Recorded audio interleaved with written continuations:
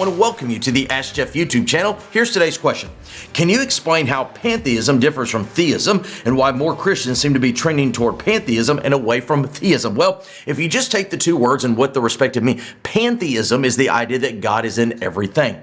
Theism is just a belief in God. I mean, that's really what it means. And so the question really is, why are there supposed Christians that are gearing toward or leaning toward pantheism? I think there's many explanations for this, one of which is a heavy influx of what we might know as influence from Eastern religions. Most Eastern religions are pantheistic.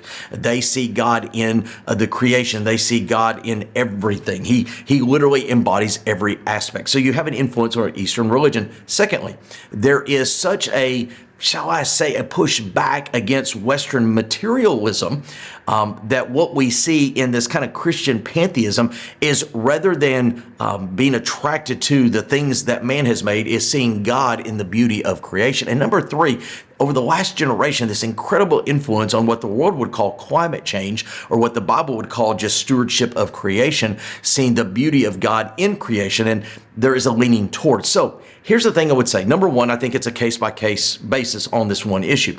Every Christian, every believer in Jesus Christ is theistic. We believe in a God, or we wouldn't believe in Jesus. Number two, this concept of pantheism, I think there's a fine yet distinct line between seeing God in the creation and making the creation God. And that's a line that, as a believer in Jesus Christ, we should not ever step over. Yes, God created all things. One day he's going to burn it up and recreate them. Yes, he's called us to be a steward of all things per Genesis chapter 1, but we should never allow the creation to take the place of the creator. That's based on Romans 1 and 1 John 5:21, which says then it becomes idolatrous. Great question. If you have one, send to askjeff.net. Maybe your question be tomorrow's.